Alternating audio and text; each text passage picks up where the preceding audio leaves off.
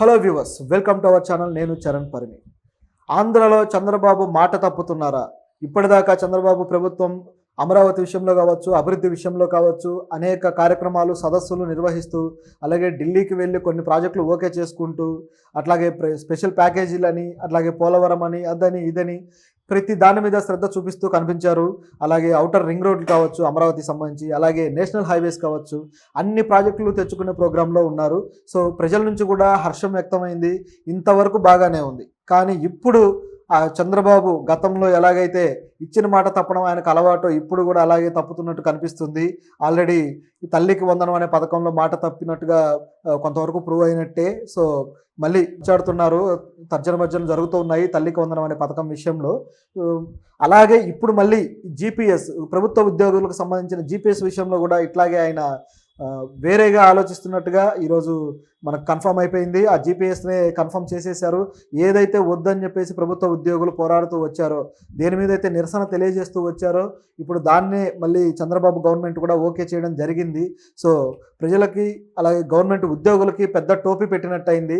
వాళ్ళకు మాట ఇచ్చి మాట తప్పడం, వాళ్ళను మోసం చేయడం లాంటిదే. సో ఎలక్షన్ల ముందు వరకు మాత్రం ఆయన ఈ జీపీఎస్ కాకుండా దీని మీద అధ్యయనం చేసి కొత్తగా ఏదన్నా తీసుకొస్తాము ప్రణాళిక అని చెప్పడం జరిగింది. కానీ ఇప్పుడు ఎలక్షన్లు అయిపోయిన తర్వాత, పబ్బం గడిచిపోయిన తర్వాత ఇప్పుడు మాత్రం ప్లేట్ ఫిరాయించేశారు. సో అసలు ఏంటి జీపీఎస్ విషయంలో ఆయన ఎలాంటి నిర్ణయం తీసుకున్నారు ఏంటో అనేది ఒకసారి చూద్దాం. గతంలో జగన్ ప్రభుత్వంలో ఆయన సిపిఎస్ రద్దు అంటూ ఒక పెద్ద డ్రామా నడిచింది.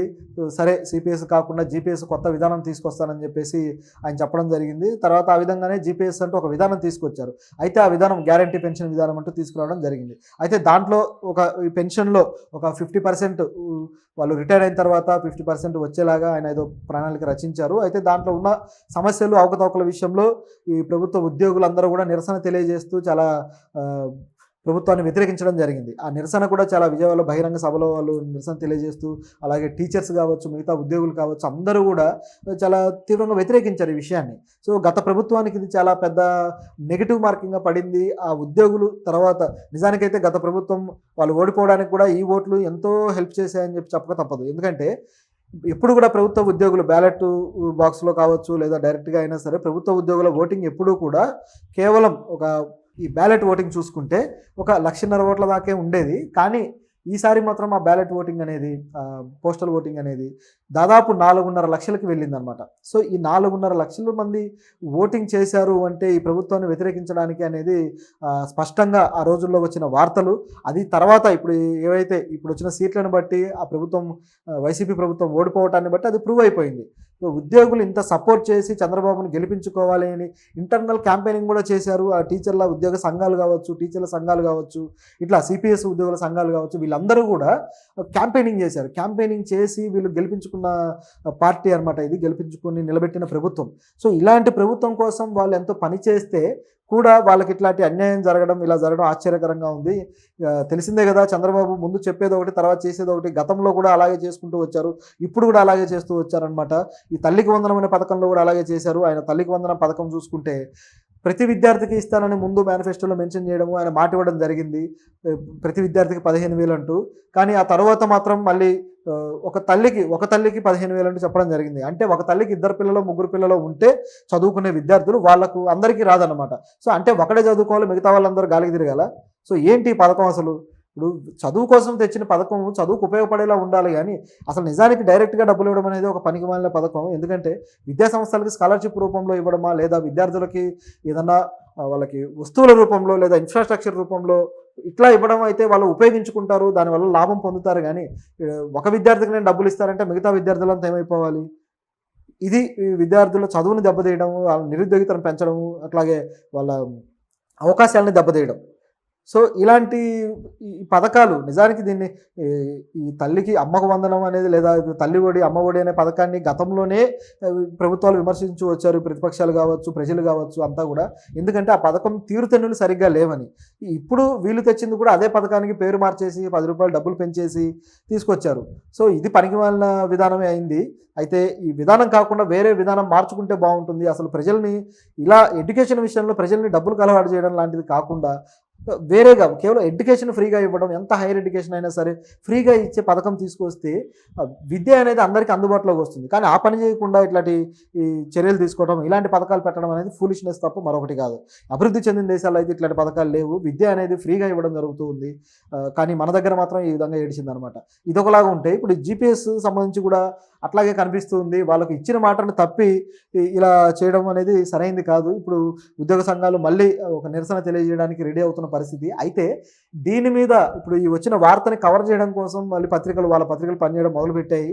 ముఖ్యంగా చూసుకుంటే కొన్ని పత్రికల్లో చంద్రబాబు తప్పేమీ లేదన్నట్టుగా రాయడం స్టార్ట్ చేశాయి. ఈనాడులో అయితే వచ్చిన వార్త అయితే పోతూ పోతూ ఒక అధికారి సంతకం పెట్టిపోయాడని రాశారు. సో ఆ అధికారి వచ్చేసి ఎస్ఎస్ రావత్ అనే ఆయన ఆర్థిక శాఖ ప్రధాన కార్యదర్శి. ఆయన దీనికి సంబంధించిన నోటిఫికేషన్ జీవో మీద సంతకాలు పెట్టి జీపీఎస్ దాని మీద పోయాడంట. సో దానివల్ల ఇది అమల్లోకి వస్తుంది అనేది ఇప్పుడు వీళ్ళు చెప్తున్న మాట. అయితే ఈయన సంతకాలు పెట్టాడు, బాగానే ఉంది. అది కూడా ఎప్పుడు పెట్టాడు, వీళ్ళ ప్రభుత్వం ఏర్పడ్డాక జూన్ 12 అప్పటికి ప్రభుత్వం ఏర్పడింది కరెక్ట్గా అదే డేట్కి. సో ఇలాంటి టైంలో ప్రభుత్వం ఏర్పడ్డాక మళ్ళీ ఈయన సంతకం పెట్టేది ఏంటి, పెట్టి మళ్ళీ సీక్రెట్గా ఉంచాడట. కొత్త ప్రభుత్వం వస్తే దీన్ని తీసేస్తుందనే అవగాహన ఆయనకి లేదా, లేకపోతే వాళ్ళ ఉద్దేశం వేరేగా ఉందని ఎస్ఎస్ రావత్కి తెలీదా, ఈయన ఏమన్నా వైసీపీ కార్యకర్త ఏంటి, అసలు ఆయన పెట్టడం వల్ల అది ఏ విధంగా అమల్లోకి వస్తుందని ఆయన భావించాడు. అంటే చంద్రబాబు గారి సంతకానికన్నా ఎస్ఎస్ రావత్ సంతకానికి అంత వాల్యూ ఉందా? సో ఈ పత్రికలో రాయడం ఎలా ఉంది అంటే ఎస్ఎస్ రావత్ సంతకానికే సీఎం సంతకం కన్నా వాల్యూ ఉంది, ఆయన ఏది చెప్తే అదే నడుస్తుంది అన్నట్టుగా కనిపిస్తుంది ఆ వార్త. నిజానికి ఆయన తలుచుకుంటే చంద్రబాబు గారు ఆ సంతకాన్ని ఆ జీవోని పక్కన పెట్టి కొత్త జీవో తేవడం పెద్ద మ్యాటర్ కాదు. వాళ్ళే చెప్పారు కదా, ఇప్పుడు వైసీపీ ప్రభుత్వంలో అది చట్టం చేసిన తర్వాత అసెంబ్లీలో చట్టం చేసిన తర్వాత ప్రజలు వ్యతిరేకించారు. తర్వాత ఈయన వచ్చి నేను దాన్ని మారుస్తానన్నాడు. ఆల్రెడీ చట్టమైన దాన్ని మారుస్తాను అన్నాడంటే చట్టం చేయగలిగే కెపాసిటీ ఆయనకు ఉంటేనే కదా ఆయన అలగలిగేది. మరి ఇప్పుడు ఎందుకు అలా కాకుండా వేరే ఆయన సంతకం పెట్టాడు ఈయన అమలు చేశాడని చెప్తున్నారు? అంటే ఆయన సంతకం చేస్తే ఈయన అమలు చేసేస్తాడా? మరి అలాగే మరి గత ప్రభుత్వంలో ఉన్న సంతకాలు, గత ప్రభుత్వంలో ఉన్న పథకాలను ఎందుకు అమలు చేయట్లేదు? ఎందుకు కొన్ని పథకాలు తీసేస్తామంటున్నారు? ఎందుకు వాలంటీర్లను తీసేస్తామంటున్నారు? ఈ చర్చ పెడితే ఈ చర్చ ఆగేది కాదు, ఎంత దూరమైనా చర్చించవచ్చు అనమాట. ఇది కేవలం ప్రజల దృష్టిలో ఆయన మీద నెగిటివ్ మార్కింగ్ రాకుండా తప్పించడం కోసం రాసిన వార్తలా కనిపిస్తుంది. నిజానికి ఎస్ఎస్ రావత్ సంతకం పెట్టాడో లేదో తెలీదు, ఆయన పెట్టిన తర్వాత సీక్రెట్గా పెట్టారంటున్నారు, సీక్రెట్గా ఉంచారంటున్నారు. మరి సీక్రెట్గా ఉంచి కరెక్ట్గా ఈరోజు వీళ్ళు తీసుకొచ్చే విషయం అయితే సమీక్ష ఎందుకు వేయలేదు? వీళ్ళు సమీక్షిస్తామన్నారు కదా, దీని మీద కొత్త కమిటీ వేసి కొత్త నిర్ణయం తీసుకుంటామన్నారు కదా. ఆ నిర్ణయం తీసుకునే కమిటీ కదా ఈ సంతకాన్ని గురించి ఆలోచించాల్సింది, నిర్ణయం తీసుకోవాల్సింది. అసలు కనీసం మీరు చిత్తశుద్ధితో ఉంటే ఆ కమిటీ వేసి ఆ కమిటీ నిర్ణయం తీసుకునేదాకా ఆగి నెలలో లేకపోతే 2 నెలల్లో ఆగి అప్పుడు కదా దీని గురించి డెసిషన్ చెప్పాల్సింది. ఎందుకు ఇంత తొందరపడి చెప్పారు? అంటే ఎస్ఎస్ రావత్ పెట్టగానే అయిపోయిందా? కేవలం ఇది ప్రజల్ని తప్పుదారి పట్టించడానికి చేసిన వార్తలా కనిపిస్తుంది. సో ఈ విషయంలో మళ్ళీ ఉద్యోగులు నిరసన తెలియజేయక తప్పని పరిస్థితి అనమాట. తెలియజేస్తారని కూడా అనిపిస్తుంది. ఎందుకంటే వాళ్ళే గెలిపించుకున్న పార్టీ వాళ్ళని మోసం చేస్తే వాళ్ళకి ఎలాంటి ఉక్రోషం ఉంటుందో చెప్పక్కర్లేదు. జగన్ ప్రభుత్వంలో కూడా వాళ్ళు ఆ మీటింగ్ చాలా బహిరంగ మీటింగ్ పెడితే దాన్ని అడ్డుకోవాలని వ్యతిరేకంగా పోలీసులు కట్టుదిట్టంగా ఈ రైల్వే స్టేషన్లో కావచ్చు, బస్టాండ్లో కావచ్చు, ఎవరిని ఉద్యోగుల్ని రానివ్వకుండా కట్టుదిట్టం చేసినా కూడా సరే వాళ్ళు వెళ్ళి ఆ మీటింగ్కి అటెండ్ అయ్యి దాన్ని విజయవంతం చేసుకున్న సందర్భం చూసాం మనం. సో ఇప్పుడు కూడా అలా సంఘటితంగా చేస్తారేమో చూడాలి. కానీ గవర్నమెంట్ వచ్చి కేవలం 1.5 నెలన్నరే అవుతుంది. సరే మరి వీళ్ళు ఎలాంటి యాక్షన్ తీసుకుంటారు, ఏం చేస్తారో గమనించాలి.